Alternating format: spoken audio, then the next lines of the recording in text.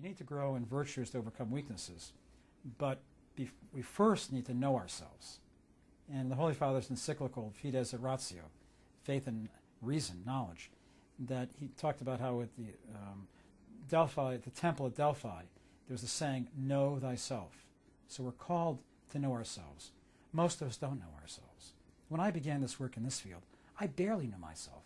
I barely knew Rick Fitzgibbons. Who are you? Oh, that's who I am. I didn't know I had this dark side or that dark side. You know, these things become revealed to you. Or my wife says to me, "Oh, Rick, this or that." I don't have. Oh, she's right.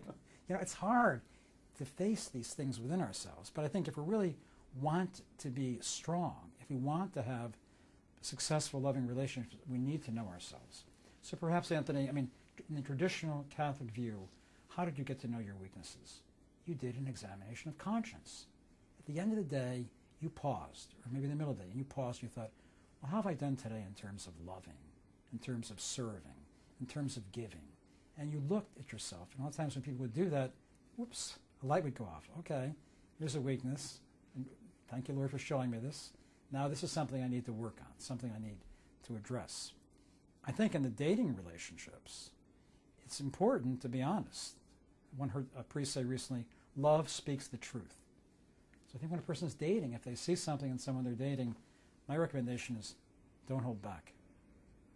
Be gentle, the hamburger approach. Compliments, the meat of the matter, compliments, you know. Raise some issue, you know. You seem to be controlling. But you seem a little angry, you know. These are weaknesses, selfish. These are weaknesses that need to be addressed. Some people are afraid to address them. They're afraid, oh, if I address this issue, this relationship might not work. But if you really trust God, which is the key to a happy marriage, you have to trust God with everything. If you really trust Him with a relationship, He'll guide you. He'll lead you so you can speak the truth. You can go for the weaknesses. But getting back to the growth in virtues, yes, if you look at weaknesses, if you see, okay, I have a temper, all right, I give in to anger, I'm impatient, all right. The virtue for that is forgiveness.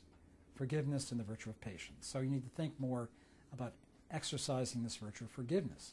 Sometimes it's forgiving young people from divorced families, it's forgiving a father or a mother, a parent had a weakness, forgive them, because the problem here is so many people have this buried anger that they bring into their adult life.